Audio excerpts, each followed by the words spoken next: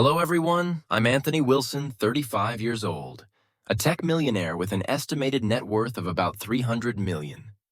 From the outside, you might think my life is a perfect picture: luxury cars, lavish mansions, and extravagant vacations.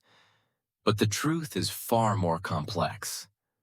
Life, like a rose, always has its sharp thorns. Today, I'm going to share the story of those thorns: how I was abandoned by my parents as a child, raised by my grandfather, and faced those same parents when they returned to fight for my grandfather's $100 million estate. This isn't just a story about money or greed. It's about resilience, family love, and how I turned pain into a legacy that's changed thousands of lives. Join me as we begin, because this story will make you reflect on the true meaning of family and success. Let's rewind to 1998, when I was just a 9-year-old boy living in Portland, Oregon. I vividly remember that day, a freezing winter day, when my parents, whom I thought would always be there for me, suddenly took me to a small remote town on the outskirts. They told me to pack my things, stuffing a few clothes into an old suitcase, and drove for hours on dusty roads. I sat in the back seat, staring out the window at endless golden wheat fields under a gray sky. I didn't understand what was happening, only that something was deeply wrong. When the car stopped in front of an old wooden house, my mom handed me the suitcase and said, "Anthony, you'll stay with your grandfather for a while. We need time to sort out work." I nodded, trusting they'd come back soon. But when they rang the doorbell, left me on the porch, and hurriedly drove off, a creeping fear settled in my heart. Their truck disappeared, leaving a cloud of dust without a single glance back. I stood there, gripping the suitcase handle, wondering, "They'll come back, right?" But a small voice in my head whispered, "Maybe they never will." The wooden door creaked open, and my grandfather, Henry Wilson, appeared. He was tall, with silver hair and calloused but warm hands. He pulled me into a tight hug, his voice low and gentle. "Come inside, kid." I quietly dragged my suitcase over the threshold, stepping into a small house filled with the bitter aroma of coffee and the smoky scent of a fireplace. He led me to a small attic room with an old bed covered in a thick wool blanket and a window overlooking a desolate field. That night, I lay in bed staring at the ceiling, trying to picture my parents' faces in the dark. I told myself they'd return, but the wind whistling through the window answered cold and unfamiliar. That was the first time I truly felt loneliness, like the entire world had turned its back on me. In the days that followed, I lived like a shadow. I spoke little, rarely smiled, and answered my grandfather with short, curt responses. I missed home, the city's noisy traffic, even my parents' arguments.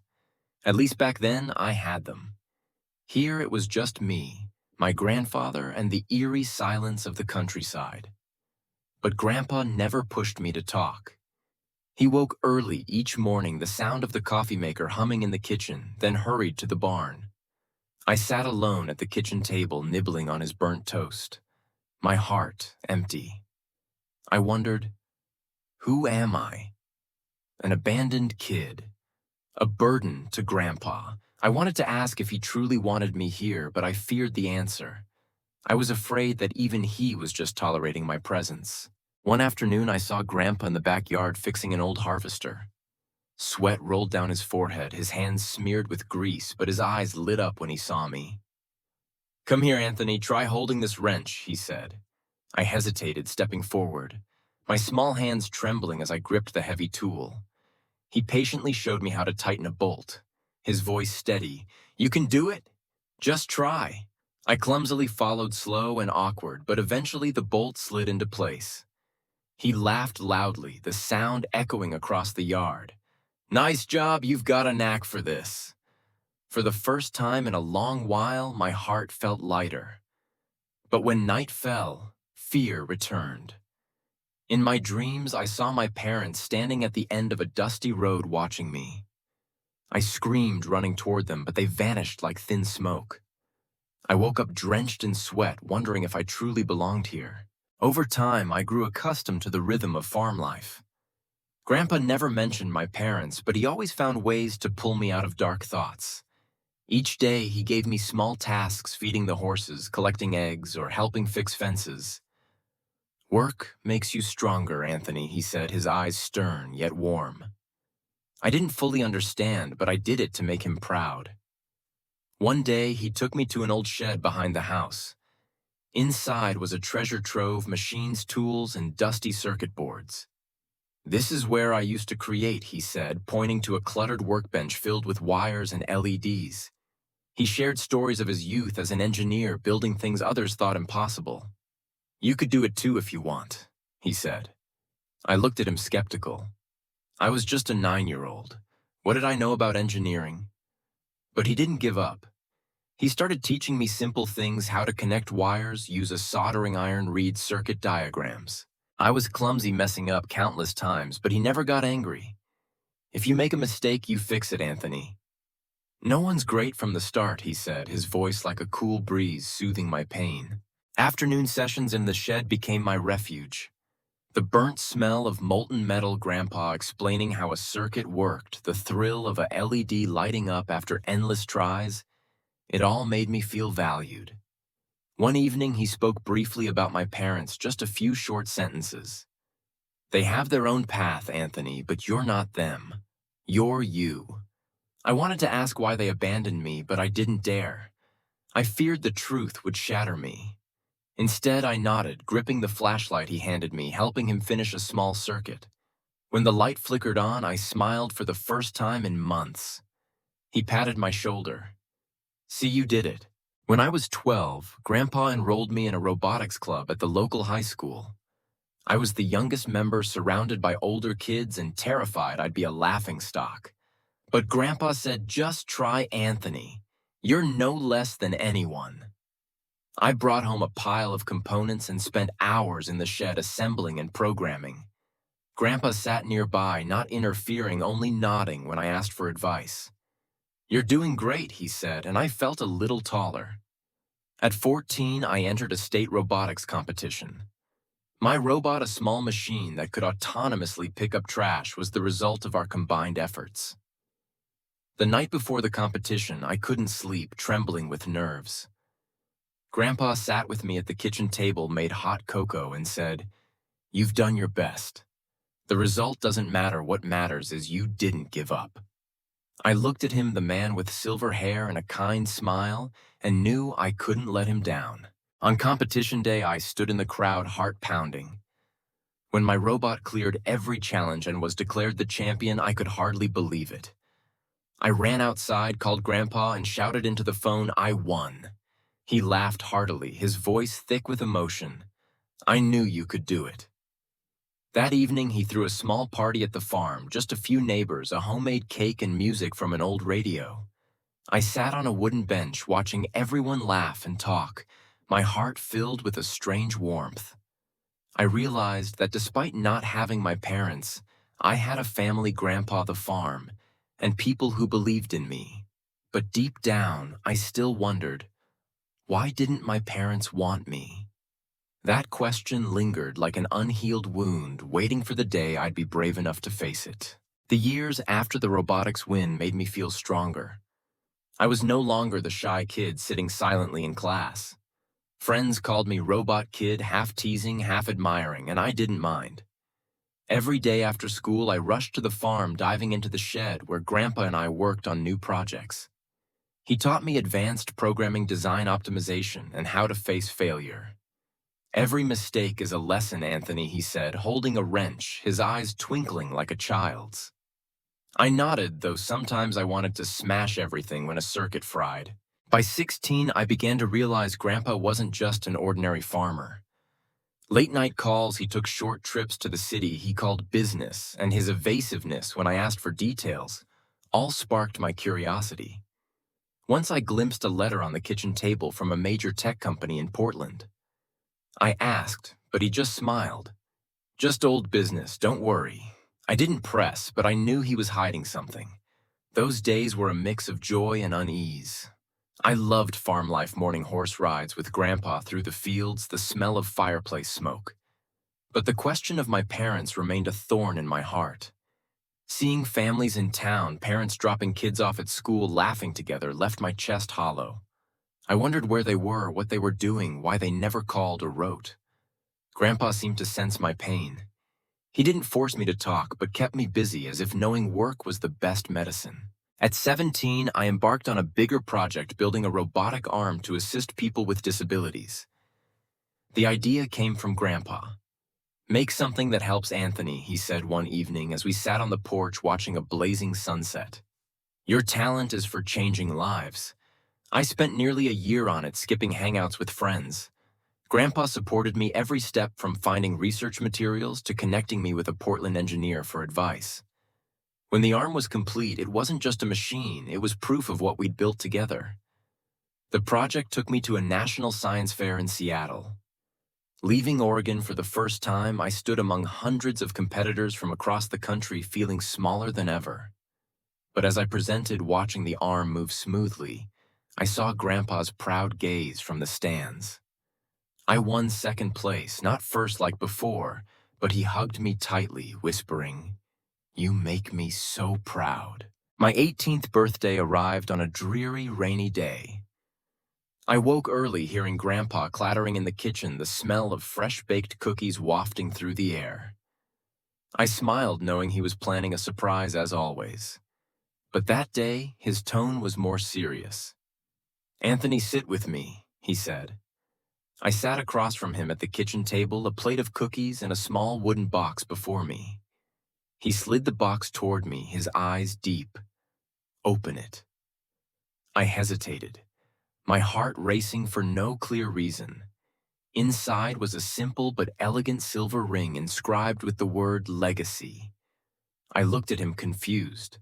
"What's this?" He took a deep breath, as if preparing to say something monumental. "This ring was mine now. It's yours. It's not just a gift, it's a reminder. Live with purpose and leave a legacy to be proud of."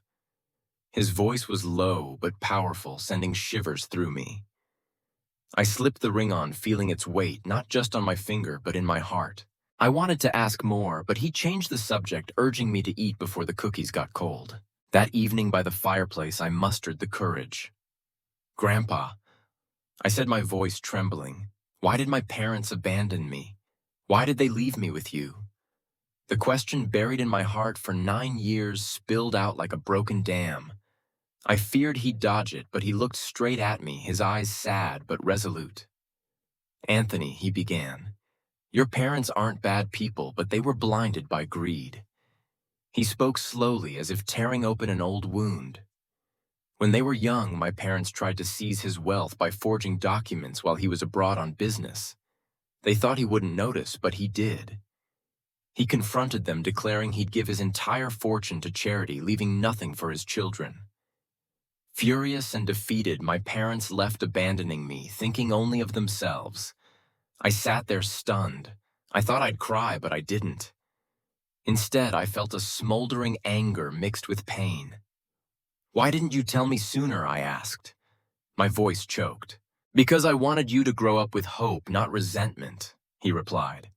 "But now you're old enough to know the truth and old enough to decide." He placed a hand on my shoulder, his voice firm. "My wealth, all of it, is yours now. Not because I want it, but because you deserve it." I stared at him, shocked. Wealth? I'd never thought about money. To me, he was just a simple farmer living in an old wooden house, driving a rickety truck and brewing coffee every morning. But he shook his head when I tried to ask more. "Don't worry about it now, just live well, Anthony. That's what I want." That night I lay in bed, staring at the ring glinting in the lamplight. It wasn't just a gift, it was a declaration that I belonged here with him, with the farm, with myself. But deep down, I sensed a storm coming. The truth about my parents, the wealth, the ring, they were pieces of a puzzle I wasn't ready to assemble. Then autumn arrived, painting Oregon skies in vibrant gold. The ripe barley fields shimmered under the sun. Grandpa and I kept our routine morning horse rides, afternoon work in the shed. But I noticed him slowing down. He'd pause mid-task while fixing machines, hands on hips, breathing heavily.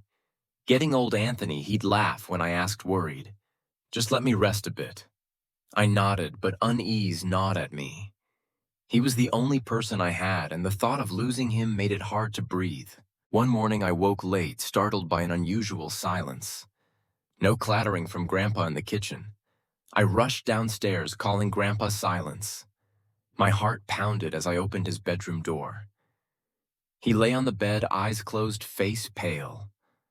I ran to him, shaking him, my voice breaking. Grandpa, wake up, but he didn't move. I touched his hand, ice cold. I stood frozen as if the world had collapsed.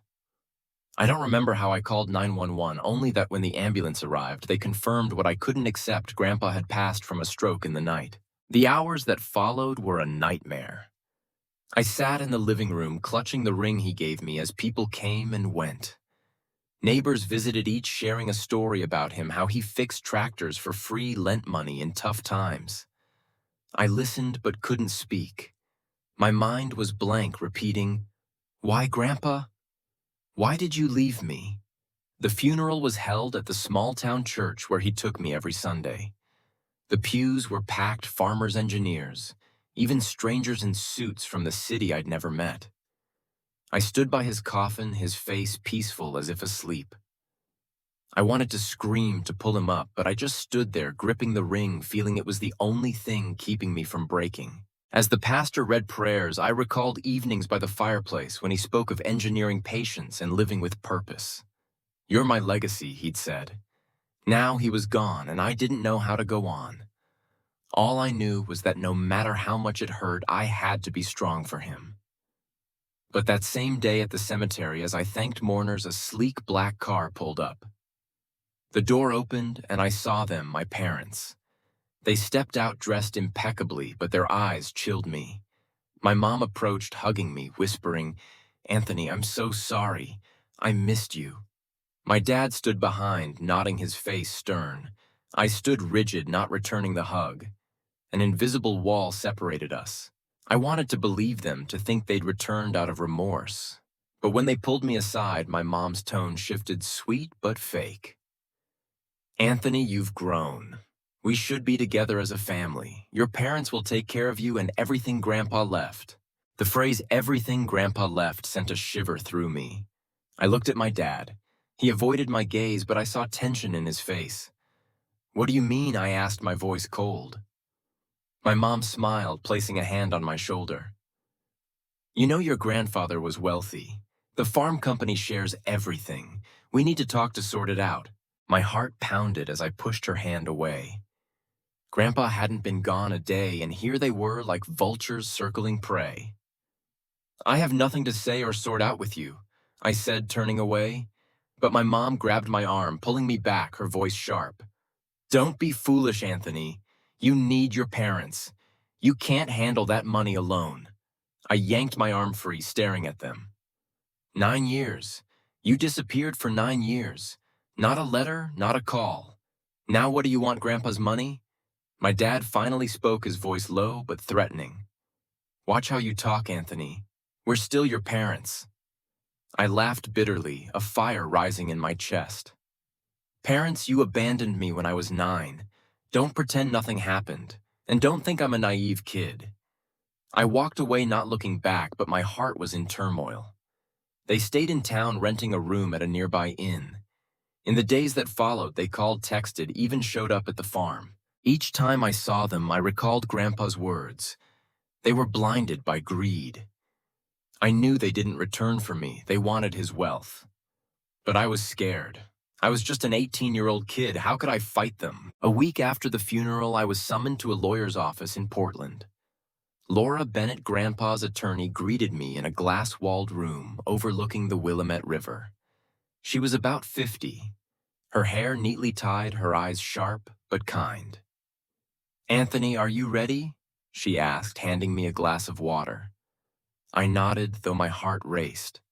My parents were there too, sitting across, their faces calm but exchanging glances like they expected something. Ms. Bennett opened a folder and began reading the will. Her voice was steady, but each word hit like a hammer. "Grandpa left me everything: the farm shares in a tech company worth tens of millions and other investments totaling over $100 million. I sat there stunned, unable to believe it. I'd never imagined he was that wealthy.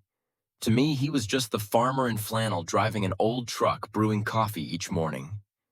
My mom let out a small laugh, unable to contain herself. Wonderful, Anthony. We'll help you manage it. But Miss Bennett raised a hand, cutting her off. I'm sorry, Mrs. Wilson, but the will is clear. Anthony is the sole heir, and there are no provisions for your guardianship. My dad slammed the table, his voice booming, What? That's nonsense. We're his parents. Ms. Bennett remained calm, pulling a small scanner from a wooden box. Henry requested a scan of the ring to verify the heir. I shakily extended my hand, the silver ring gleaming. She scanned it, and a code appeared on the screen, a perfect match. This ring is the key, Anthony, she said. Henry encoded it to ensure only you receive the estate. My mom's face paled, and my dad shouted, What a ring! That old man was crazy. But Ms. Bennett didn't flinch. She produced another document, her voice icy. Furthermore, you relinquished guardianship of Anthony 10 years ago when you signed this. The law recognizes no claims from you. The room froze.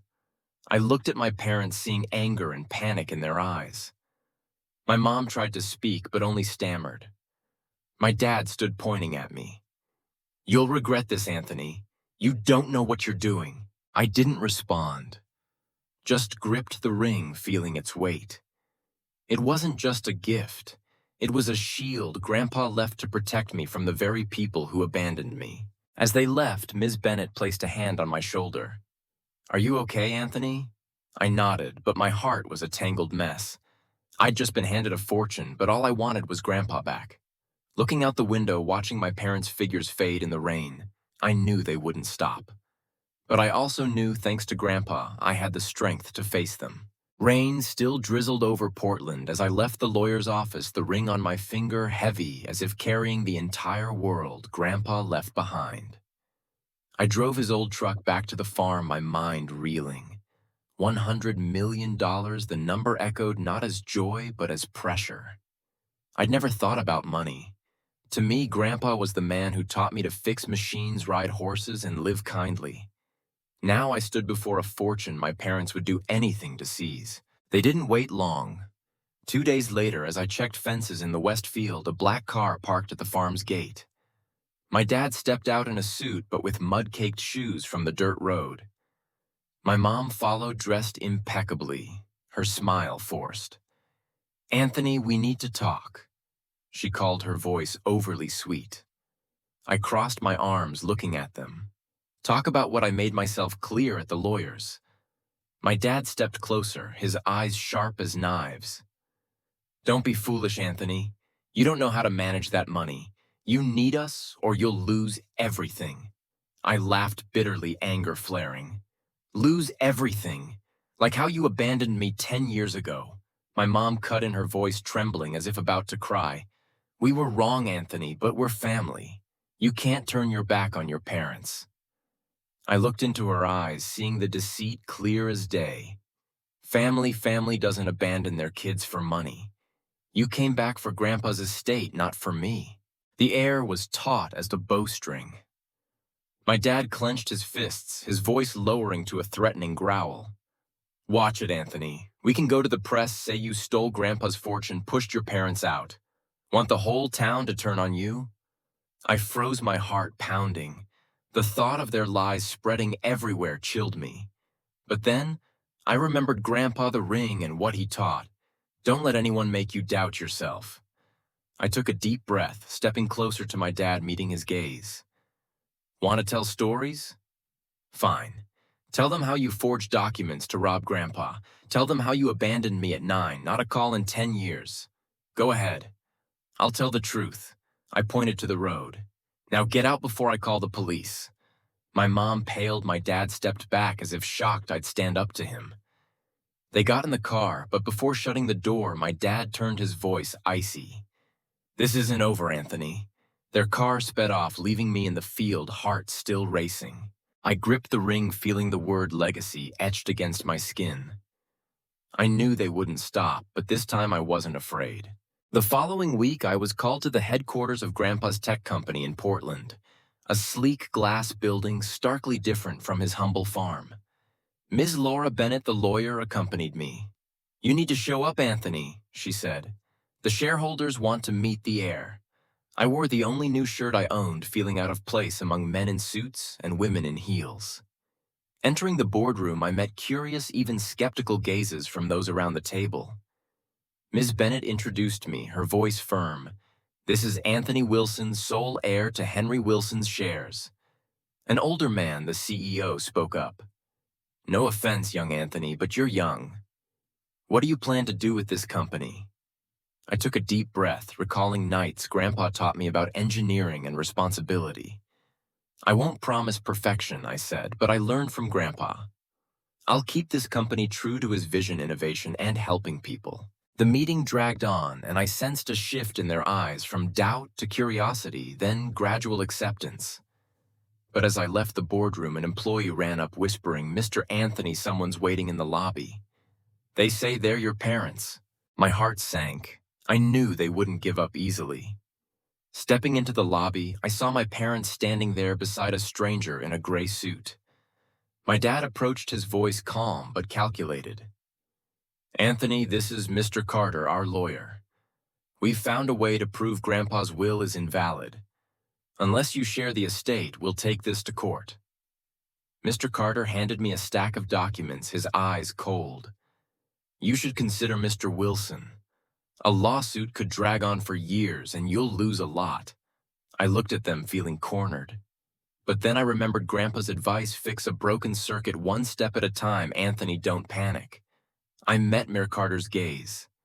"If you think the will's invalid, take it to court." "But I have the ring, Grandpa's signature, and the truth. These two," I pointed at my parents, "abandoned me long ago. They have no rights here." My mom shouted, "Anthony, how dare you?" But I didn't stop. I turned to my dad, my voice calm but sharp. "Want to fight me? Fine. But if this goes public, I'll tell everything about the forged documents, about abandoning me. The world will know who you are." I stepped forward, pointing to the door. "Get out and don't come back." They stood there, stunned. Mr. Carter muttered something, but my dad raised a hand to silence him. They left without another word. As the glass door closed, I exhaled, feeling like I'd survived a storm. Ms. Bennett, standing behind, patted my shoulder. "You did well, Anthony. Henry would be proud." That night back at the farm, I couldn't sleep. I sat at the kitchen table, opening the wooden box Grandpa left. Inside was his journal, yellowed pages chronicling his life from building the company to raising me. I read each line as if pulled back to our time together. But the final page choked me up. He wrote, "Anthony, you're my hope. If you're reading this, use what I've left to help others. Build Henry's hope, a foundation for orphans like you to learn engineering science and find light in the dark." I sat there, tears silently falling. He didn't just leave money, he left a mission. The next morning, I called Ms. Bennett, sharing the idea for Henry's hope. She laughed over the phone. "I was waiting for you to say this. Henry knew you'd do it." I got to work immediately. I contacted advisors, met with Grandpa's former colleagues, and planned the foundation. I wanted it to be more than scholarships, a place where orphans felt love and belief, as Grandpa had done for me. I hired a small team, using part of the estate to build the foundation's office on the farm. Each day I worked late, reviewing applications from kids needing help, feeling like Grandpa was still beside me, guiding me. Not everyone supported it. Some company shareholders doubted me, saying I was too young to run both a foundation and a company. They pushed me to sell my shares, let adults take over. I refused. I remembered Grandpa's words. "You're you, Anthony. Don't let anyone say you're not enough." I met with them, presenting the foundation's plans and my commitment to keep the company true to Grandpa's vision. Slowly they came around, though not all. One afternoon, I stood in the field behind the farm, watching the first kids supported by the foundation play. They laughed, holding simple robot models I'd taught them to build. I gripped the ring, the word legacy a reminder. I wasn't just carrying on Grandpa's legacy, I was building my own. Today I'm here to share my story, a millionaire with scars on my heart, but a heart still burning and alive. Henry's Hope has been running for over 15 years. From an idea in Grandpa's journal, it's become a flame lighting the way for thousands of orphans. We've built schools, awarded scholarships, and opened tech classes where kids can dream big. I still remember the face of the first girl who received a scholarship. Her eyes sparkled as she assembled her first robot. Now she's a lead engineer at our company, one of many young talents born from Henry's Hope. They're not just overcoming adversity, they're changing the world, one circuit, one creation at a time. Grandpa's tech company, now under my leadership, keeps his promise innovation for the greater good. Young engineers, many former orphans like me, sit in boardrooms pitching ideas that amaze me. Each time I see them, I see Grandpa, his kind smile, trusting eyes. I still drive his old truck live simply at the farm, though I could buy anything.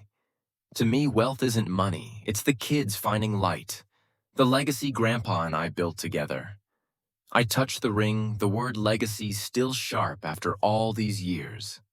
It reminds me that no matter how painful the past, I chose to stand, to love, to carry on. And soon, I'll pass this ring to my son when he's ready. But the story doesn't end here. Years later, I received a letter from my mom. She wrote that she regretted everything, wanted to meet to apologize. I read it but didn't reply, not because I held a grudge, but because I'd found peace. I didn't need their apology to move forward. I had Grandpa Henry's hope and myself. But the letter made me reflect on forgiveness. Forgiveness isn't forgetting, it's choosing to live unbound by the past. I learned that family isn't just blood, it's those who stand by you, believe in you, even when you doubt yourself. I've also faced new challenges. Once a group of shareholders tried to force me to sell the company, saying a young guy like me couldn't compete in the cutthroat tech world. I remembered Grandpa's words, "Every mistake is a lesson." I worked twice as hard learning finance strategy leadership. I hired top advisors but kept the company's heart, innovation for people, not just profit. Slowly, we launched products that transformed the industry, from software for the disabled to clean energy tech. Each success proved I wasn't just an heir, I was a successor. Henry's Hope grew too. We built a center in California where kids from across the U.S. learn engineering and entrepreneurship. I remember a boy named Marcus, orphaned at 5, raised in LA's slums. He came to the center shy and doubtful. I taught him to program a simple robot and his eyes lit up when it worked. Now Marcus, 20, runs a tech startup helping poor kids learn to code. His story, like mine, proves a small chance can change a life. Looking back, I see that the pain of my parents' abandonment shaped me but didn't define me. It taught me resilience, the value of those who truly love you. In America, we often celebrate rags to riches tales, but my story isn't just about money. It's about finding purpose, turning scars into stars. I think of people like Oprah Winfrey, who rose from poverty and abuse to build a media empire through perseverance. Or Steve Jobs, adopted, who changed the world with Apple. These stories remind us adversity isn't the end, it can be the start. I still have tough days. Sometimes I wonder if I'm doing enough to honor Grandpa's legacy. Some nights I sit in the shed looking at old circuit boards, remembering afternoons he taught me. But then I get a letter from a Henry's Hope student saying she won an MIT scholarship thanks to the foundation. Those moments remind me I'm on the right path. I've also learned to balance work and life. I married a wonderful woman, Emily, who values simplicity. We're raising our son, Henry Jr., to know money doesn't buy happiness, but kindness can change the world. My story is a reminder that we all have thorns in life, pain, loss, failure. But as Grandpa said, work makes you stronger. That work doesn't have to be fixing machines or building robots. It could be raising a child, helping a stranger, chasing your dream. In America, we have the chance to stand up, create something meaningful, no matter our starting point. I think of you watching this, maybe facing your own challenges. Maybe you feel abandoned, doubted, or unsure. I want to tell you, you're strong enough to overcome. Find someone who believes in you, a teacher, a friend, or yourself. And when you rise, lift others with you. I still keep Grandpa's habits, brewing coffee each morning, driving his old truck around the farm, working in the shed when I need to think. The legacy ring remains on my finger, reminding me to live with purpose. I hope this story inspires you to find your purpose. Think, what will your legacy be? A happy family, a better community, an idea that changes the world. Share your story in the comments, and together we can inspire each other. My story doesn't stop there, and I want to take you into the next twists, dramatic turns, and profound lessons that shaped me into who I am today. After my parents left the tech company headquarters with threats, I thought they'd back off temporarily, but I was wrong. They didn't just return, they came with a bolder, more ruthless plan, forcing me to face challenges I never thought I could overcome. Stay with me, because this story will take you through intense emotions, from shock to pain, and ultimately the triumph of will. Just weeks after the tense Portland meeting, I got a call from Ms. Laura Bennett, Grandpa's lawyer. Her voice was urgent, unlike her usual calm. "Anthony, you need to come to the office now. Your parents have filed a lawsuit to invalidate Grandpa's will. They claim he wasn't of sound mind when he made it, and they have evidence." I froze, gripping the phone. Evidence? Grandpa was the sharpest person I knew, teaching me everything, from tightening bolts to programming robots. How dare they say he wasn't sound?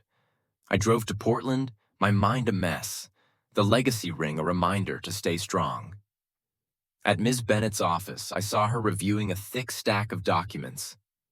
She slid a paper toward me, a supposed medical report stating Grandpa had memory decline in his final years. "This is fake, Anthony," Ms. Bennett said, her eyes cold.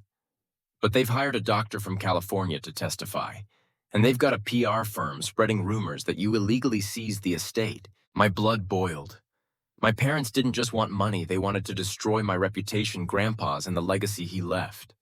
I asked Ms. Bennett, "What can we do?" She looked at me, resolute. "We'll fight, but brace yourself.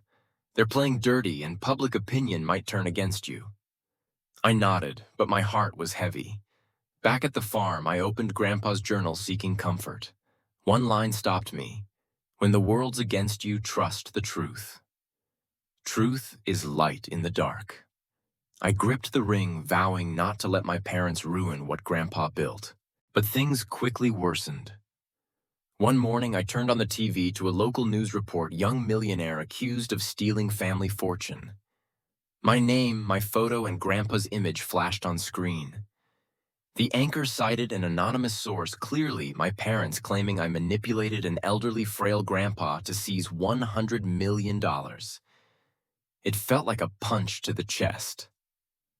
My phone buzzed nonstop, friends, neighbors, even strangers asking if the news was true. I turned it off, sitting in the shed, staring at the old circuit boards Grandpa and I worked on. I wondered, how can they lie so blatantly? And how can I prove the truth? Just when I felt hopeless, a surprise came. A man named Jim Carver, a former engineer under Grandpa, showed up at the farm. About 60, with salt and pepper hair, he wore a flannel jacket like Grandpa's. "Anthony." I heard the news, he said, his voice deep. "Henry was my best friend, and I know he was never out of his mind.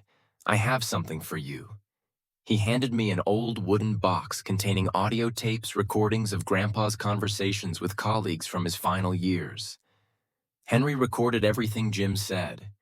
He knew someone might try to contest his estate.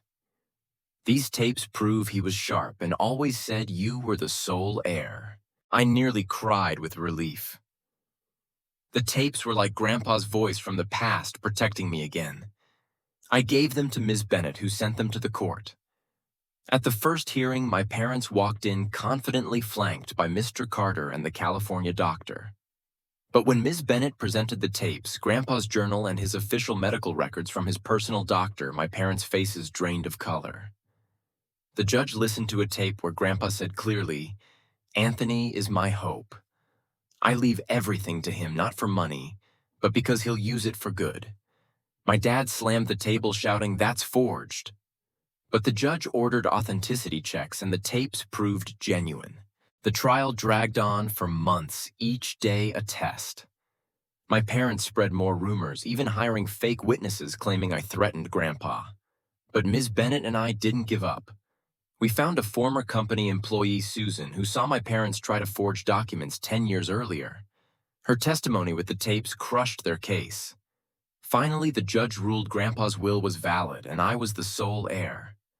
My parents were ordered to pay legal fees and the fake doctor faced investigation for perjury.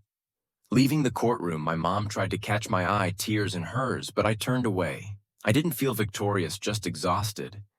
But driving back to the farm, I heard Grandpa's voice in my head. "You did well, Anthony." I thought it was over, but my parents weren't done. One night, working in Henry's Hope office, the doorbell rang. I opened it and froze. It was my mom's sister, Aunt Karen, whom I hadn't seen since being abandoned. She looked worn in an old coat, eyes red. "Anthony, I need to talk," she said, her voice shaky.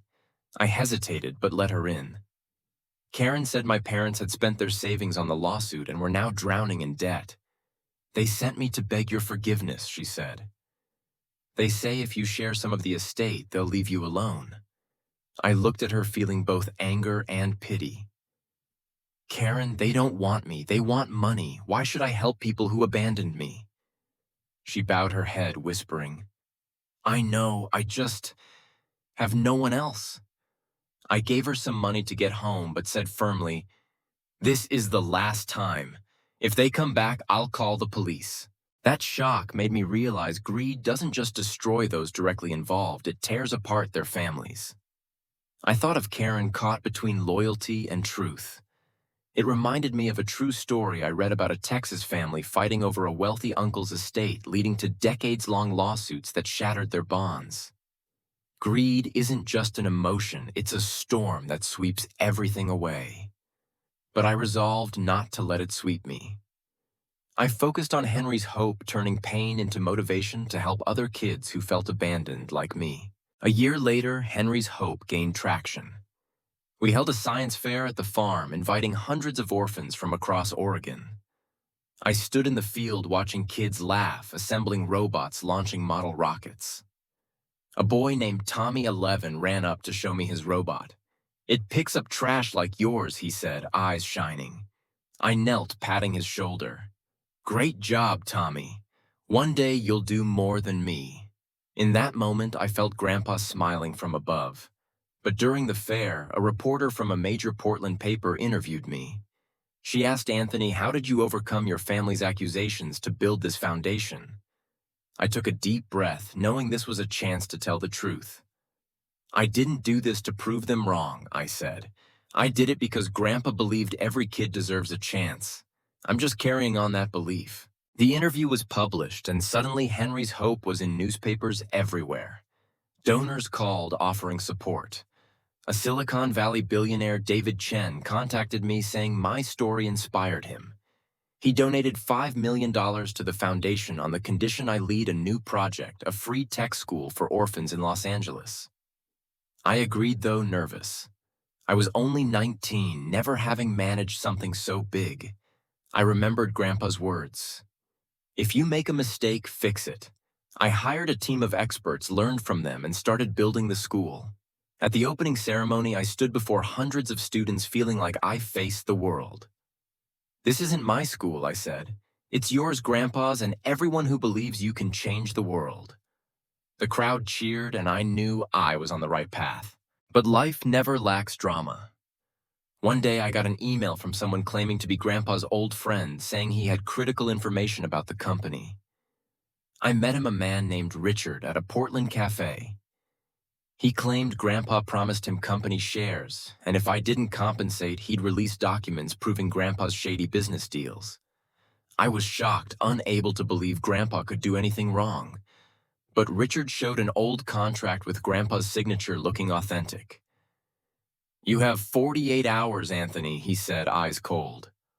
"Or the world will know Henry Wilson wasn't the hero you think." I returned to the farm, my mind a mess. I didn't want to believe Richard, but the contract sowed doubt.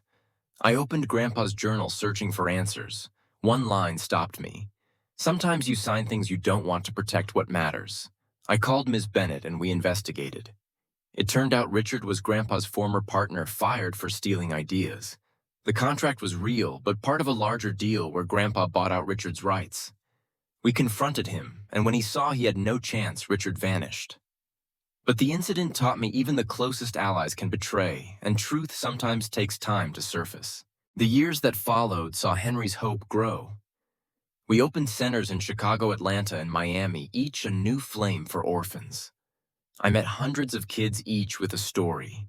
There was Lily, 13, who lost her parents in a fire and designed a smart fire alarm after our classes. Javier, raised in slums, now an MIT student thanks to our scholarship. These stories aren't just the foundation's success, they prove love and opportunity can heal the deepest wounds. But I don't always feel strong. Some nights I sit alone in the shed wondering if I'm doing enough. I miss Grandpa, his laugh when I messed up his morning coffee. I found a letter he wrote but never sent tucked in his journal. He wrote, "Anthony, if you feel lost, remember legacy isn't what you own, but what you leave in others' hearts." That letter was like a hug from him, reminding me I'm not alone. Another twist came when I was 25. My dad, whom I thought was gone for good, appeared on a national TV show. He claimed I brainwashed Grandpa and stole the estate, saying he was writing a book to expose the truth. The book, he said, would reveal dark secrets about the Wilson family. I was shocked not by the lies, but that he'd used Grandpa's name for profit. I wanted to sue, but Ms. Bennett advised, don't respond with anger. Let your actions speak the truth. I followed her advice. I held a major Henry's Hope event, inviting the press, letting our students share their stories. A girl, Maria, stood up saying, "Anthony didn't just give me a scholarship, he gave me hope. He's my family." Her speech went viral, and my dad's book flopped, selling fewer than 100 copies. My story is a long journey full of twists and trials. But each time I faced them, I remembered Grandpa, the ring, and Henry's Hope's mission. I want you watching to think about your own legacy. You don't need $100 million to make a difference. A smile, a chance, a kind word can be your legacy. Stay with me because this story isn't over, and I hope you'll join me in writing new chapters. My story still has more dramatic turns ahead, and I want to dive deeper into my turbulent journey moments that forced me to face seemingly insurmountable challenges, buried secrets from the past, and decisions that shaped not just my future, but thousands of kids' lives. Keep following because what's coming will keep you glued with shocking twists and profound lessons about resilience, truth, and the power of family love. After my dad's book flopped, I thought he and my mom would finally give up. But I underestimated their greed. Months later, as Henry's Hope grew with new centers in Chicago and Atlanta, I received an anonymous letter at the farm. Handwritten in scrawled ink, it stopped my heart, "Anthony. You're not the only heir. Henry had a secret you don't know. Meet me at Rusty Nail Cafe in Portland Friday, 7 p.m. Or this secret will destroy everything." No signature, no clues, just a chilling feeling down my spine. I gripped the legacy ring, wondering if there was something about Grandpa I didn't know. He was the most honest man, teaching me the value of truth. But this letter? It planted a seed of doubt I couldn't ignore. I decided to go despite Ms. Laura Bennett's caution. "Anthony, this could be a trap from your parents," she said. "They failed in court and the media, but they're not the type to give up." I nodded, but my gut churned. I needed the truth, no matter how painful. That Friday night, I entered Rusty Nail, a small cafe with dim yellow lights and the rich scent of roasted coffee. I sat in a corner, eyes on the door. At 7 p.m., a woman walked in. About 40, blonde in a gray trench coat, her face sharp but eyes tense. She scanned the room, saw me, and sat across. "Anthony Wilson," she said, her voice low. "I'm Diane Harper, and I'm your cousin." I was stunned, like lightning struck. Cousin Grandpa never mentioned other relatives besides my parents. Diane gave a faint smile as if reading my thoughts. Henry didn't want you to know me because he was ashamed. I'm his sister's daughter, but our family was disowned long ago over, well, money troubles. But that's not why I'm here. She slid an envelope across the table containing an old yellow document with Grandpa's signature. This is an agreement Henry signed with my mom, promising to share part of the company's wealth if she stayed quiet about some business mistakes. But he didn't keep his word, and now I want my share. I stared at the document, heart pounding. It looked real, but after Richard, I knew not to trust immediately.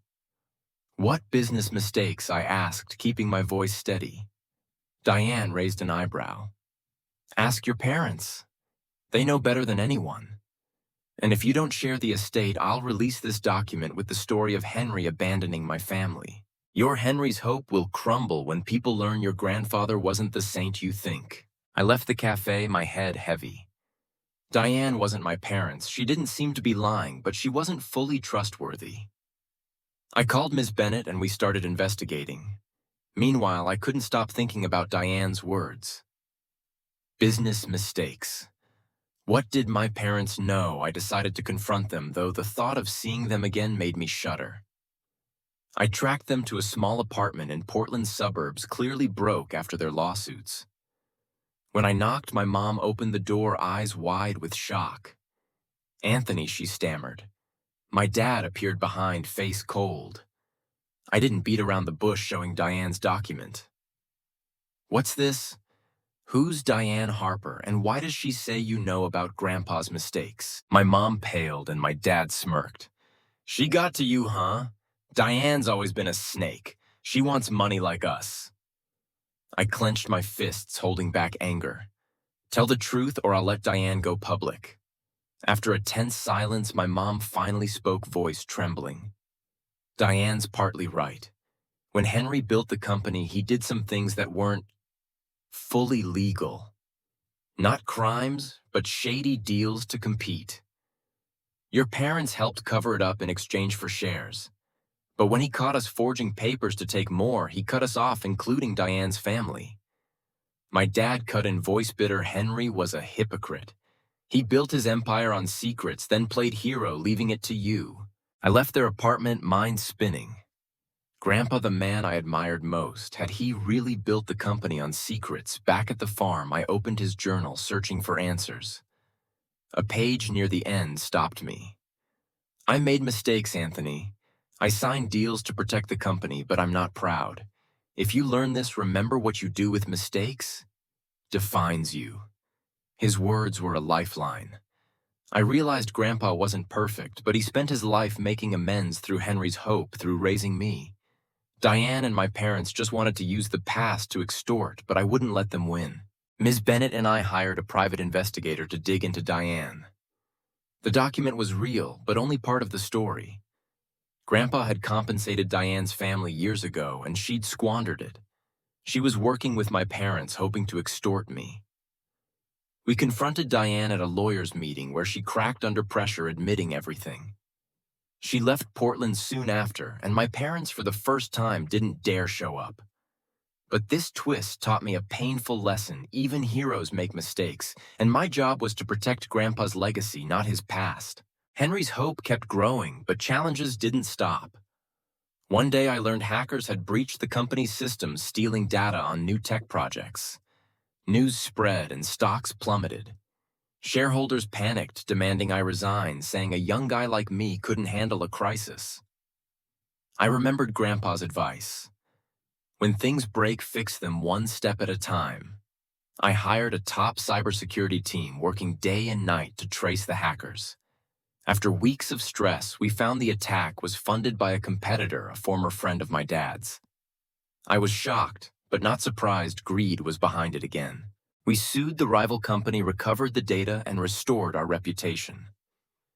In the process, I launched a new Henry's Hope program, cybersecurity classes for orphans, so they could protect the digital world. A student, Aisha, 15, once homeless in Chicago, became the class star. She developed intrusion detection software now used by our company. Aisha's story, like Tommy's, Lily's, and Javier's, reminds me every kid is a spark needing only someone to ignite it. But drama struck again when I was 30. An investigative journalist contacted me claiming evidence Grandpa funded a controversial 1980s organization tied to unregulated tech research. She wanted an interview or she'd go public. I panicked, not for my reputation, but for Henry's hope. I dug into Grandpa's records, finding a letter he wrote to a colleague. I funded them believing in science, but when I saw their wrong path, I pulled out. I met the journalist, showed the letter, and explained. She agreed not to publish, but asked me to fund a tech ethics investigation project. I did, and it's now part of Henry's Hope, teaching kids about responsibility and innovation. In recent years, I've faced personal challenges. When my son Henry Jr. turned 10, he asked about my parents. Why don't Grandma and Grandpa visit? I sat him down, sharing a simplified version of the story, emphasizing family is those who love and stand by you. His question led me to reconnect with Aunt Karen, my mom's sister. She's now stable teaching in Seattle. We met and she apologized for being caught in my parents' drama. I forgave her not for her, but so Henry Jr. knows forgiveness is strength, not weakness. Henry's Hope is now a global network with centers in 10 states and 2 countries. We just launched a virtual reality program letting orphans experience careers from engineering to astronautics. A boy, Ethan, who dreamed of being an astronaut, is now studying at NASA thanks to our scholarship. Each story like Ethan's is a brick in Grandpa's and my legacy. My story is a whirlwind of drama, greed, and triumph. But through it all, I learned legacy isn't money or fame, it's what you leave in others' hearts. I want you watching to think, what will you leave? A smile, a chance, a better world. Stay with me because I have more to share, and I hope you'll join me in writing this story forward. I've taken you through a long, dramatic journey from being abandoned on Grandpa's porch to tense legal battles, dark plots by those once close, and moments I uncovered painful truths about Grandpa's past. But now, sitting here at 35 in the familiar wooden house on the Oregon farm, the legacy ring still gleaming on my finger. I want to end this story with a look to the future, not just mine, but for everyone who's felt abandoned, doubted, or hurt. This isn't an end, but a promise that my legacy, Grandpa's and Henry's Hope, will keep burning bright, inspiring you to find your own light. Today, Henry's Hope isn't just a charity, it's a family, a flame lighting the way for tens of thousands of kids worldwide. We just opened our 20th center in Detroit, where kids like Malik, who designed a safety device for factory workers, or Mia with an app for the homeless, are turning dreams into reality. Every smile, invention, and success story is a brick in the legacy Grandpa started and I carry on. But what I'm proudest of isn't the numbers, not 15 states, 5 countries, or millions invested in education. It's the look in those kids' eyes when they realize no matter how painful their past, they can write their own future. As for my parents, they vanished from my life after the final trial. I heard my dad's in a small town doing odd jobs, and my mom moved to Florida, cutting contact even with Karen. I'm not angry anymore. Not because they deserve forgiveness, but because Grandpa taught me resentment only weighs down your heart. I choose to let go, not to forget, but to live lighter. Ethan, my unexpected brother, is now part of Henry's Hope. He's proven himself through years of hard work, becoming a talented engineer and mentor to other kids. Watching Ethan teach a boy to program a robot, I see Grandpa, his kind smile, trusting eyes, and belief that every mistake can be fixed. I still live simply driving Grandpa's old truck, brewing coffee each morning, working in the shed when I need to think. My wife Emily and son Henry Jr. are my world center. I teach Henry Jr. what Grandpa taught me, fixing machines, riding horses, living with purpose. One day, when he's ready, I'll pass the legacy ring to him with the story of Grandpa the Scars and how he turned pain into strength. But I also teach him that legacy isn't inherited, it's built day by day through kind acts, bold dreams, and rising after falls. My story is a saga of drama, from abandonment, greed, to exposed secrets. But above all, it's about love. Grandpa's love for me, my love for Henry's. Hope kids, and your love, those watching, for your own life. I've learned life doesn't promise ease, but it promises worth if you choose to fix mistakes, and help others. In America, we can rewrite our story no matter the starting point. I think of you maybe facing your own trials, a broken family, a doubted dream, an unhealed wound. You're not alone. Find someone who believes in you, a teacher, a friend yourself. And when you rise, lift others with you. Looking out at the golden wheat field under the sunset, hearing kids' laughter from the Henry's Hope Center, I feel Grandpa here in every breath of the farm, in every child's dream. The legacy ring reminds me that no matter how much drama life throws, you can choose how to respond with love, action, hope. I hope my story isn't just a tale, but a call to find your legacy. It could be a smile you bring, a hand you extend, a world you change. Share your legacy in the comments because I want to hear your story, and together we can inspire each other. Thank you for joining me through this long tale. Henry's hope will keep growing, and I'll keep sharing new stories about kids changing the world, challenges we overcome, and legacies we leave. Keep watching because each new chapter is a chance to light up the world together. And remember, no matter your past, the future is yours to write.